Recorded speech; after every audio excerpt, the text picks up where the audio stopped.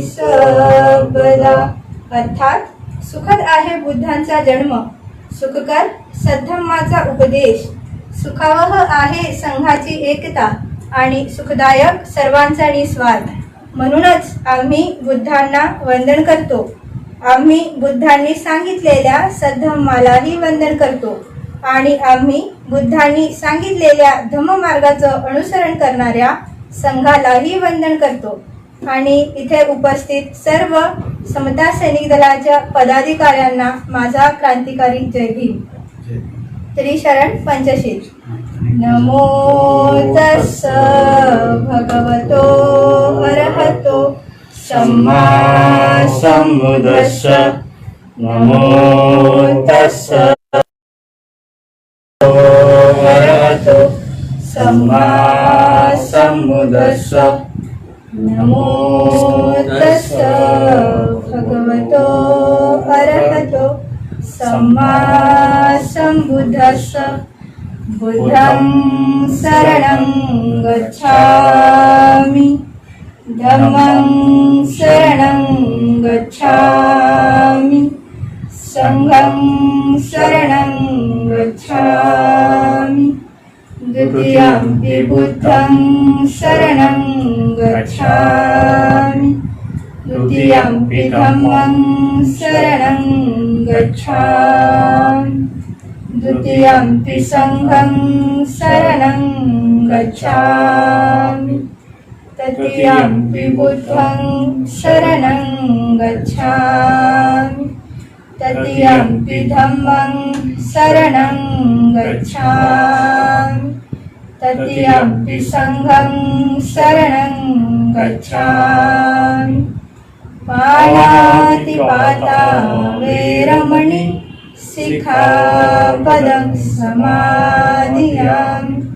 अनिन्नदाना वेरमणि सिक्खापदं समादियामि. कामेषु मिथ्याचारा वेरमणि सिक्खापदं समादियामि. मुसावादा वेरमणि सिक्खापदं समादियामि. सुरामेरयमज्जपमादठाना वेरमणि सिक्खापदं समादियामि. सर्वपापस्सकरणं कुशलस्य उपसम्पदा सचितपर्योदपनम् एतं बुद्धानुशासनं. साधु साधु साधु. साथियों, धम्मवंदना हो चुकी है और आज जैसे कि समर्पिता माता रमाई के स्मृति दिन के अवसर पर हम ये सेशन अरेंज कर रहे हैं. हम जानते हैं कि अगर रमाई बाबा साहब के जीवन में ना होती तो शायद हमें बाबा साहब मिल नहीं पाते. उसका त्याग आज भी हमें प्रेरित करता है. समता सैनिक दल 27 में को फूड डिस्ट्रीब्यूशन के समता सैनिक दल को 2 महीने हो रहे हैं. 24 मार्च 2020 को भारत सरकार ने इस देश में लॉकडाउन का ऐलान किया और कोरोना के संसर्ग ना हो इसलिए सब व्यापार, सब बिजनेस, सब कॉलेज, ऑफिसेस बंद कर दिए गए. ऐसे में जो लेबर क्लास है, जो डेली वेजर्स है, वो भूखे रहने की उन पे नौबत आ गई. समता सैनिक दल ऐसे विकटित परिस्थिति में आगे बढ़कर फूड डिस्ट्रीब्यूशन का काम शुरू किया. 27 मार्च 2020 से समता सैनिक दल ने नागपुर यूनिट हेडक्वार्टर समता सैनिक दल में फूड डिस्ट्रीब्यूशन का काम शुरू किया और आज 27 मई 2020 को उस फूड डिस्ट्रीब्यूशन को 2 महीने हो रहे हैं. समता सैनिक दल केवल नागपुर, महाराष्ट्र में ही नहीं तो अलग अलग स्टेट्स में कार्यरत है. अब तक समता सैनिक दल ने करीब 3.5 लाख लोगों को खाना खिलाया है. 5,000 मास्क डिस्ट्रीब्यूट किए हैं, 6,500 हैंड ग्लोव्स डिस्ट्रीब्यूट किए हैं, 200 लीटर सैनिटाइजर डिस्ट्रीब्यूट किया है और करीब करीब 1,50,000 फाइनेंशियल हेल्प की है। 8,000 से ज़्यादा लोगों को ग्रेन किट्स प्रोवाइड किए हैं। ये कार्य समता सैनिक दल के बाकी स्टेट्स में केवल टोटल 300 मार्शल्स के द्वारा किया जा रहा है। महाराष्ट्र में ये फूड डिस्ट्रीब्यूशन का काम नागपुर, अमरावती, चंद्रपुर, भद्रावती, कामठी, यवतमाळ, वनी, खापरखेड़ा, वर्धा, हिंगनघाट और मुंबई और भंडारा इन जिलों में ये कार्य शुरू है। समता सैनिक दल का यह फूड डिस्ट्रीब्यूशन का कार्य महाराष्ट्र के अलावा मध्य प्रदेश, तेलंगाना, आंध्र प्रदेश, केरल, कर्नाटक, तमिलनाडु, बिहार इन स्टेट्स में समता सैनिक दल का यह फूड डिस्ट्रीब्यूशन का कार्य शुरू है। साथियों, रमा डॉक्टर बाबा साहेब अम्बेडकर की पत्नी थी। एक कवि अपने काव्य में लिखते हैं, वो काव्य मराठी में है की रमाई एका उदात्त समर्पणाचं नाव, मायेच्या सावलीचं एक गाव, आंबेडकरीच्या मनातील वेदनेला रमाई म्हणावं की त्यांच्या डोळ्यात साठलेल्या अश्रूंना रमाईचं नाव द्यावं हे सांगणे कठीणच आहे। एका डोळ्यात बाबासाहेब तर दुसऱ्या डोळ्यात आपलं अश्रू घेऊन जीवन जाळणाऱ्या या वेदनेला म्हणजेच रमाईला आज आपण जाणून घेणार आहोत। समता सैनिक दलाचे राष्ट्रीय मार्गदर्शक मार्शल चिमनकर सर इथे उपस्थित आहे। त्यापूर्वी एक समता सैनिक दलाच्या राष्ट्रीय बौद्धिक प्रमुख प्रकाश दार्शनिक सर यांनी बुक लिहिली आहे। आपल्याला माहित आहे काही दिवसापूर्वी लॉकडाऊनच्या अगोदर पार्लियामेंटमध्ये सिटीजनशिप अमेंडमेंट एक्ट हा कायदा पास झाला। ये लॉ पास हुआ और ये लॉ पास होने के बाद हम देखते हैं कि कैसे ये लॉ अनकॉन्स्टिट्यूशनल होने के वजह से देश में अनेक जगह प्रोटेस्ट हुए, स्टूडेंट प्रोटेस्ट हुए और इतर एक्टिविस्ट ने भी प्रोटेस्ट किए। ये सब होने के बाद समता सैनिक दल के एक कार्यकर्ता ने इस पे एक बुक लिखी है कि कैसे ये लॉ अनकॉन्स्टिट्यूशनल है और इसके इफेक्ट्स क्या है। इस बुक का नाम है CAA, NPR, NCR और RSS का गेम प्लान। यह पुस्तक आज इस अवसर पर प्रकाशित होने वाला है। मैं समता सैनिक दल के राष्ट्रीय मार्गदर्शक चिमनकर सर तथा समता सैनिक दल के राष्ट्रीय संगठक मार्शल सुनील सारीपुत्त सर इन मान्यवरों से विनती करती हूँ कि वे इस मौके पर इस पुस्तक को प्रकाशित करें।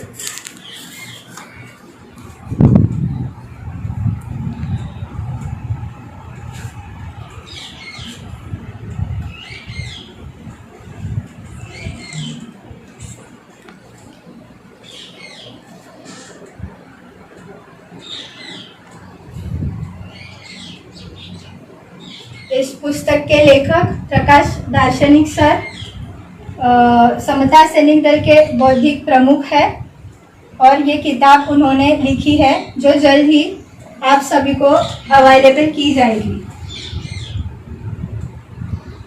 साथियों, अब जिस उद्देश्य से ये सेशन अरेंज किया गया है वो समर्पिता माता रमाई यह विषय पर समता सैनिक दल के राष्ट्रीय मार्गदर्शक मार्शल एडवोकेट विमल सूर्य चिमनकर सर, इनसे मैं निवेदन करती हूँ कि वे इस विषय पर हमें मार्गदर्शन करें।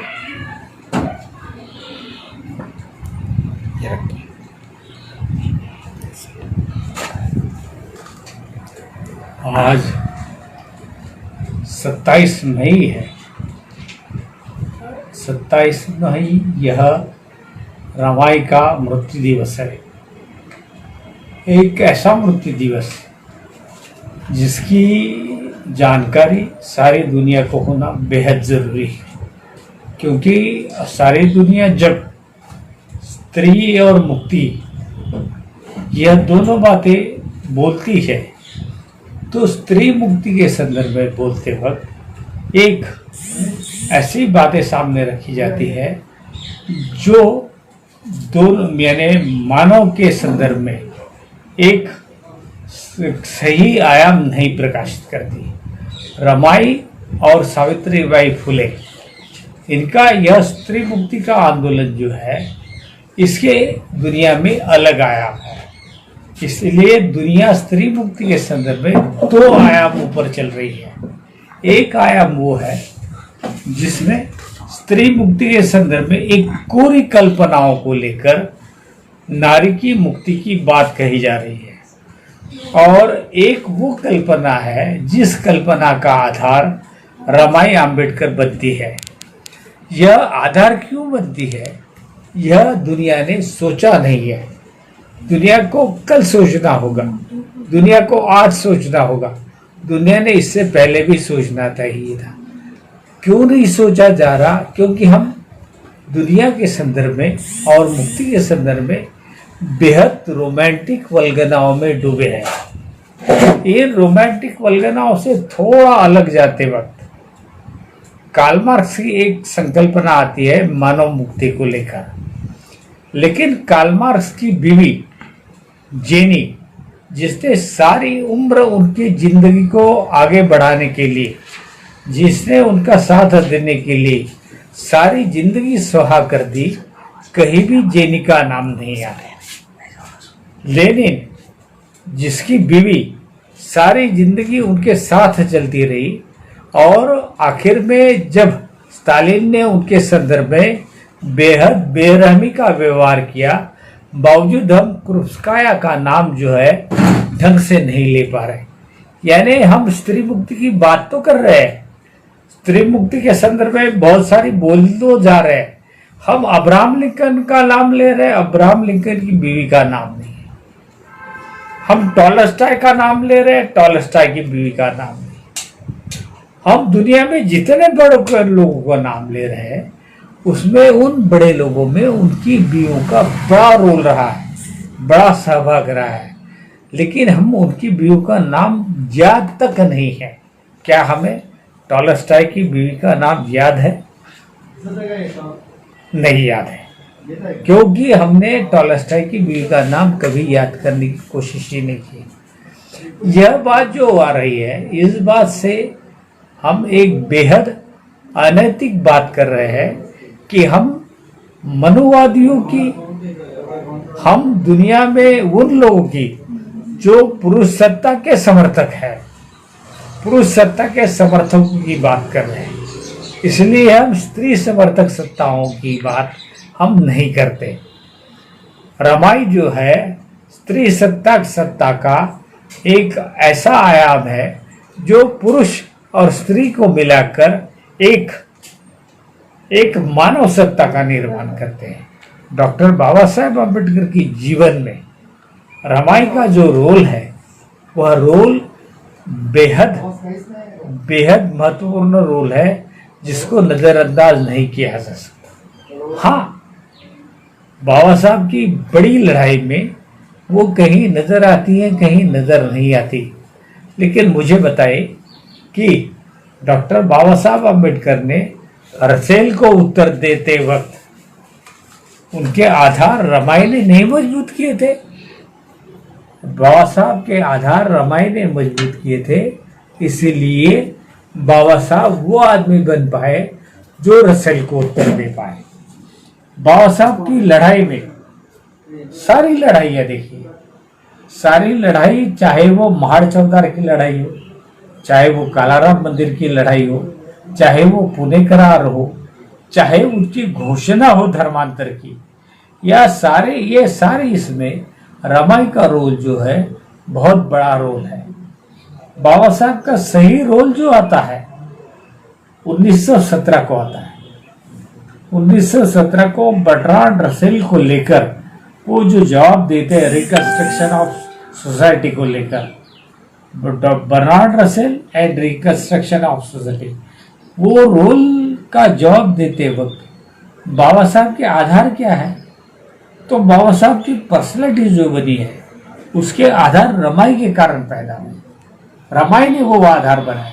अगर रमाई उनको वो आधार बनाने के लिए वो सहयोग नहीं देती तो क्या डॉक्टर बाबा साहब अम्बेडकर रसेल को जवाब दे पाए होते? नहीं। अगर रमाई आधार नहीं देती तो फिर कौन आधार देता? एक ऐसे समय इसका आदमी, एक ऐसे समूह का आदमी जो समूह काला अक्षर भैरस बराबर है, ऐसे समूहों से उठने वाला एक आदमी एक सारी दुनिया के लिए आधार पैदा करता है शोषितों के। वो आधार जो है वो रमाई के कारण ही बने। ये आधार सिद्धनाथ ने पैदा करा। सिद्धनाथ की बीवी ने जो भी मेहनत की हो, लेकिन जब वो भीमा कोरेगांव के युद्ध लड़ते हैं उसके बाद में उनके जीवन का कोई आधार सामने नहीं आता, क्योंकि वो लड़ाई एक विद्रोह का मात्र परिणाम है। बाबा साहब की लड़ाई में एक विद्रोह है, बाबा साहब की लड़ाई में एक चिंतन है, और बाबा साहब की लड़ाई में एक क्रांति है। यानी विद्रोह भी आता है, चिंतन भी आता है और क्रांति भी आती है। यह सारा ये जो है ये हम देखते हैं 1917 से 1956 तक। इसमें सारा प्रारंभिक तैयारी जो है बाबा साहब की, सारी लड़ाइयों की सारी प्रारंभिक तैयारियों में ही अदृश्य रूप में रमाई का जो सहभाग है वो बहुत बड़ा है। वो सहभाग जब तक अम्बेडकरी आंदोलन समझ नहीं पाएगा, वो सहभाग को लेकर जब विश्व चिंतन नहीं कर पाएगा, तब चिंतन जो है वो स्त्रियों के सहभाग के संदर्भ में नहीं सोच पाएगा। आज स्त्रियों का सहभाग कैसे लेते हैं आप? आज स्त्रियों का चिंतन कैसे ले रहे हैं? आज स्त्री मुक्ति के संदर्भ में कैसे ले रहे हैं? संदर्भ पुरुषों के अलग करके है। कल्पना चावला का बात लेते हैं, कल्पना चावला के सहयोग में कोई पुरुष नहीं है। कल्पना चावला एक अकेली स्त्री है। आज हम भारत में उमा भारती का ये नाम लेते हैं। उमा भारती के सहयोग में कोई पुरुष है? पुरुषी सत्ता है। यानी उमा भारती यह पुरुषी सत्ता का खिलौना है। वो स्मृति ईरानी यह पुरुषी सत्ता का खिलौना है। ये सुषमा स्वराज पुरुषी सत्ता का खिलौना है। और रमाई अम्बेडकर यह पुरुषी सत्ता का खिलौना नहीं है। रमाई अम्बेडकर के समर्पण को देखते वक्त एक समर्पण मुझे और याद आ रहा है। वो समर्पण है सावित्रीबाई फुले का। यह दोनों एक ऐसे सत्ता का निर्माण कर रहे हैं जहां पुरुष और स्त्री एक सहयोगी के रूप में सामने आ रहे हैं। एक पुरुष और स्त्री एक गुलाम और एक सत्ताधारी के रूप में सामने नहीं आ रहे। उमा भारती की जैसे मैंने बात की तो वो गुलाम है, और ये जो है पुरुष जो है वो सत्ता को गोविंदाचार्य चलाने वाला है। हम देखते हैं बाबा साहब ने जब वो बिल रखा था तो बाबा साहब के संदर्भ में स्त्री मुक्ति का बिल जो उन्होंने रखा था, तो उस संदर्भ में बाबा साहब की निषेध करने वाली स्त्रियां, दिल्ली की जो स्त्रियां थी वो कौन थी? उनको सामने लाने के लिए किसने इंस्पायर किया था? कौन थे वो पुरुष?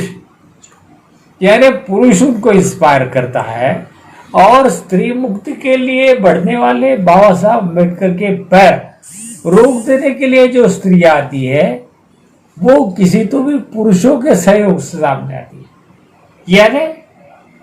यानी वो लड़ाई में स्त्री मुक्ति की लड़ाई बाबा साहब लड़ रहे हैं, और स्त्री को गुलाम करने के लिए दूसरे भारतीय सत्ता के पुरुष काम कर रहे हैं। तो ये जो है ये सारे देश में भी है।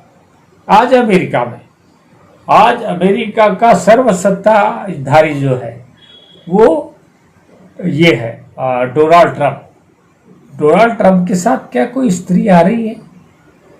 डोनाल्ड ट्रंप को कोई स्त्री का नाम देता है? वो पुतिन आ रहा है, पुतिन किसी स्त्री का नाम ले रहा है? पुतिन किसी स्त्री को आगे बढ़ा रहा है? नहीं बढ़ा रहा है। ये आ रहा है, इजराइल आ रहा है, इजराइल का जू किसी स्त्री को लेकर आगे बढ़ रहा है क्या? वहां इजराइल का जो सत्ताधारी है वो स्त्रियों के संदर्भ में कुछ सोच रहा है? नहीं सोच रहा है। यानी सारी दुनिया आज पुरुष सत्ता की गुलाम हो रही है, और उस पुरुष सत्ता की गुलामी को अगर तोड़ना है तो हमको रमाबाई, हमको सावित्रीबाई फुले, इनको भारत के लिए नहीं, भारत की पुरुष सत्ता के लिए नहीं, दुनिया को पुरुष सत्ता के लिए चैलेंज देने वाली स्त्री के रूप में सामने रखना होगा। फिर कैसे चले? तो रमाई का नाम आंदोलन में सहयोगी के रूप में नहीं आता, आंदोलन के लिए समर्पित होने वाली स्त्री के रूप में आता है। सावित्रीबाई फुले का नाम आंदोलन के लिए सहयोगी के रूप में, यानी एक तरफ स्त्री सहयोगी है, सावित्रीबाई फुले महात्मा फुले की सहयोगी है, वो उनकी पत्नी ही नहीं है, वो उनकी लड़ाई को आगे ले जाने वाले सहयोगी है। बाबा साहब आम्बेडकर की लड़ाई को आगे ले जाने वाले आंदोलन के लिए समर्पित जो हो रही है वो पति के रूप में नहीं समर्पित हो रही, एक स्त्री के रूप में समर्पित हो रही। इसलिए रमाई का समर्पण एक स्त्री का समर्पण देखा जाए, एक पत्नी के समर्पण के रूप में नहीं। हम क्या देख रहे हैं? हम देख रहे हैं बाबा साहब अम्बेडकर का नाम आता है तो कहीं कहीं हम रमाई का नाम लेते हैं, कहीं कहीं महात्मा फुले का जब नाम आता है तब हम सावित्रीबाई फुले का नाम। ये एक गलत धारणा, ये गलत धारणा क्यों है? तो आज स्त्री मुक्ति का आंदोलन जो दुनिया में चल रहा है वो पुरुष सत्ता से चलाया हुआ स्त्री मुक्ति आंदोलन। आज स्त्री मुक्ति आंदोलन दुनिया में कैसे चल रहा है?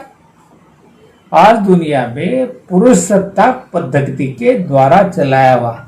देखिए यशोधरा जब तथागत निकलते हैं राज्य से, यशोधरा जब राज्य छोड़कर निकलना चाह रहे हैं तो यशोधरा, मैं सारी जिम्मेदारियां उठा लूंगी, आप अपनी जिम्मेदारी के मत सोचिए, आप जो सत्य की खोज में जा रहे हैं, आज जिस तरह से जा रहे हैं उसके लिए आप निश्चिंत चले जाइए। यह पत्नी का ही समर्पण नहीं है, यह सहयोगी का भी समर्पण है। यह सहयोगी का समर्पण, आप रामायण पढ़ते हैं, सीता सहयोगी के रूप में राम के साथ निकली, दिखी नहीं। सीता राम के साथ सहयोगी के रूप में निकली। राम ने उसे क्या दिया? राम ने उसे वही वनवास दिया, आखिर में उसको अपनी परीक्षा देनी।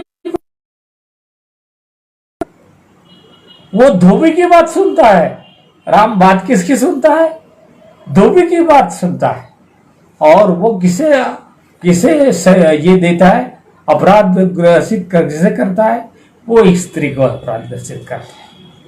यह जो है, यानी हम सारा भारत और सारी दुनिया पुरुष सत्ता के घेरे में कैद हो रही है। यहां से निकालेगी को आम्बेडकर स्त्री, यहां से निकालेगी को महात्मा फुले की मानने वाली स्त्री। लेकिन आज आम्बेडकर स्त्री भी बाबा साहब आम्बेडकर के आंदोलन को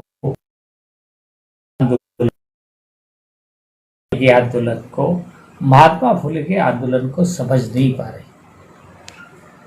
बाबा साहब आम्बेडकर की आम्बेडकर स्त्री जो है वो भी पुरुष सत्ता की गुलाम हो गई है। और आम्बेडकर स्त्री में भी आंदोलन करने वाली स्त्रियां जो है उनके सामने मॉडल बनकर कोर सामने आ रही है, वो स्त्रियां सामने आ रही है जिनका पुरुष सत्ता के साथ लड़ते वक्त कोई रोल नहीं। सावित्रीबाई फुले का नाम या रमाई फुले का नाम मात्र उनके से नहीं, 1935 तक बाबा साहब ने जो आंदोलन लड़े हैं उसका ही रिजल्ट है 1956 का आंदोलन।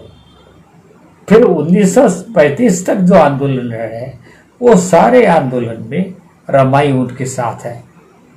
यानी चौदार तालाब के आंदोलन में भी रमाई साथ है। तो देखिए, आपको एक बात याद आ रही होगी, बाबा साहब जब फॉरेन में पढ़ने गए थे तब रमाई अपने बच्चों को पालती थी। रमाई अपने बच्चों के लिए पालने के लिए सारे संकटों का सामना कर रही थी। तब वो बाबा साहब को आश्वस्त करती है कि आप अपनी पढ़ाई पर ध्यान दो।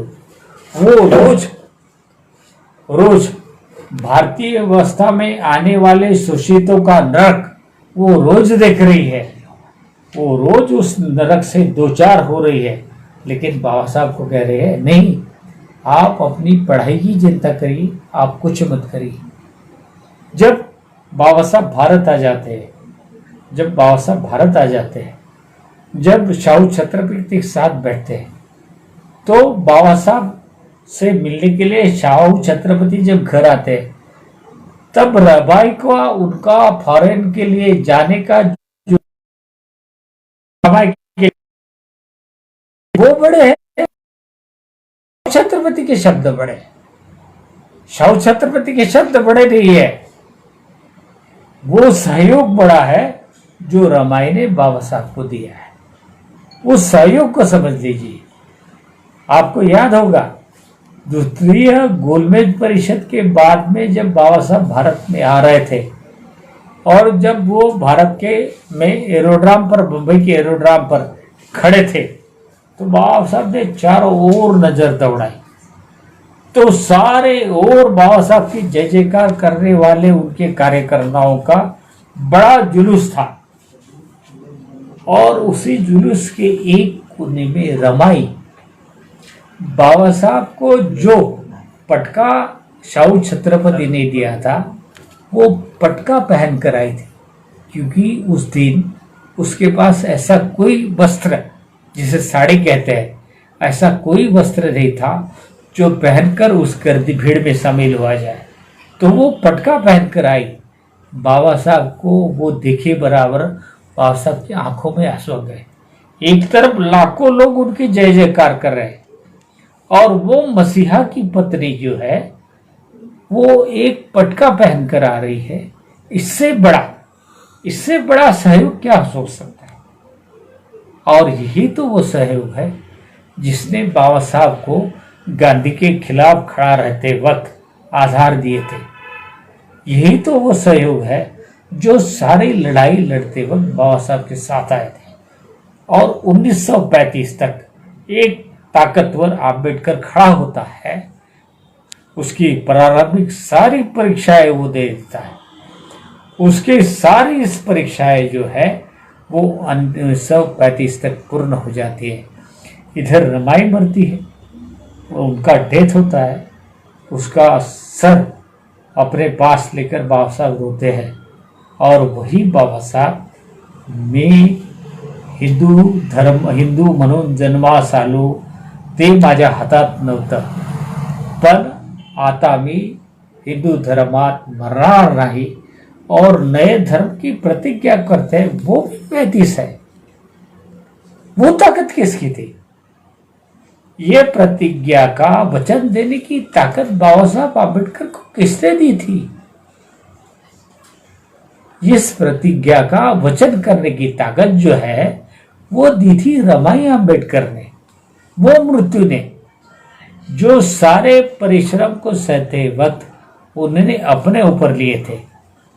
इसलिए ये जो लड़ाई है, इस लड़ाई में रमाई का रोल जो है सारी दुनिया में जाना चाहिए। क्यों जाना चाहिए? क्योंकि दुनिया में आज पुरुषी सत्ता का राज्य है। अपने रांडे गांधी राहुल सांकृत्यायन जी की वोल्गा से गंगा पड़ी होगी। वोल्गा से गंगा में वह तारा के जीवन को मातृसत्ताक पद्धति का उल्लेख करने के बाद में पुरुष सत्ताक पद्धति के सारे ये इसमें वो उस किताब में आती है। वो मातृसत्ताक पद्धति की तारा जो है वो बुद्ध के साथ दिखती है, यानी यशोधरा मातृसत्ताक पद्धति से आ रही है, आम्रपाली मातृसत्ताक पद्धति से आ रही है। देखिए आम्रपाली एक नर्तकी है मामूली सी, एक गणिका है मामूली सी, पर तथागत बुद्ध ने आम्रपाली को अपने संघ में ले लिया था। तथागत बुद्ध के संघ में स्त्री और पुरुष भेद नहीं था। शरद पाटिल ने इस भेद को परिलक्षित करने की कोशिश की, शरद पाटिल ने उसको समझने की कोशिश नहीं की। तथागत बुद्ध ने पहले महाप्रजापिता गौतमी को ना कहा था, लेकिन महाप्रजापिता गौतमी को लेकर आनंद जब आया, आनंद के साथ यशोधरा थी। जब आनंद उनकी बातों से कन्विंस हुआ और डॉक्टर ये तथागत बुद्ध के सामने जो संकट दिख रहा है पुरुष सत्ताक पद्धति का, उस पुरुष सत्ताक पद्धति को बाजू में रखकर आनंद जब महाप्रजापिता गौतमी को धम्म देने के संदर्भ में बाबा तथागत से विनती करते हैं तो तथागत वो स्वीकार लेते हैं। यह तथागत का स्वीकारना, यह तथागत का ही स्वीकारना डॉक्टर बाबा साहब के साथ है। डॉक्टर बाबा साहब जब विश्व के लिए है तो फिर तथागत भी विश्व के लिए है। तथागत तो वैसे ही विश्व के लिए है, लेकिन तथागत को समझने के लिए भी द्वंद्वात्मक प्रक्रिया को समझते वक्त डॉक्टर बाबा साहब के योगदान को समझना होगा। और मुश्किल ऐसी आ रही है कि आज व्यवस्था डॉक्टर बाबा साहब आम्बेडकर के योगदान को समझने के लिए नाकाबिल सिद्ध हो रही है। काबिलियत नहीं है, डॉक्टर बाबा साहब के अनुयायियों में वो काबिलियत नहीं है। भारत में तो वो काबिलियत है ही नहीं, क्योंकि भारत का भारतीय आदमी जो है वो भ्रामक कल्पनाओं पर जिंदा रहने वाला आदमी है। मैं भ्रामक कल्पनाओं पर जब तक ये देश जिएगा तब तक वो आम्बेडकरी आंदोलन को सही ढंग से समझ नहीं पाएगा। आम्बेडकरी आंदोलन का जो जब वो सही ढंग से समझेगा तब रमाई को समझेगा, तब रमाई का त्याग समझेगा, और तब वो रमाई को उसकी अपनी ऊंचाई से देखेगा। और जब वो रमाई को उसकी ऊंचाई से देखेगा तब बाबा साहब के साथ रमाई को साथ रखा जाएगा। तब बाबा साहब अकेले नहीं रहेगी, बाबा साहब के साथ रमाई रहेगी। और मुझे लगता है ये समझना ही हम लोगों को नई रमाई को समझने के लिए बहुत बड़ी ज़रूरत है। आज इस ज़रूरत को समझने के लिए आप जो सुन रहे हो, फिर से एक बार रमाई के चरित्र को समझने की कोशिश करेंगे कि इस चरित्र ने अपने आंदोलन को, आम्बेडकरी आंदोलन को सारी दुनिया पर पहुंचाने के लिए जो सहयोग दिया है, वो सहयोग देते वक्त रमाई का जो रोल रहा है, वो रोल हमको समझना बेहद ज़रूरी होगा। तब शायद रमाई को भी हम दुनिया में ले जा सके। और ज़रूरत है, दुनिया को बचाने के लिए बाबा साहब की ज़रूरत है, दुनिया को बचाने के लिए रमाई की ज़रूरत है। और यह दोनों को समझकर ही हमको आगे बढ़ना होगा। धन्यवाद। जय हिंद।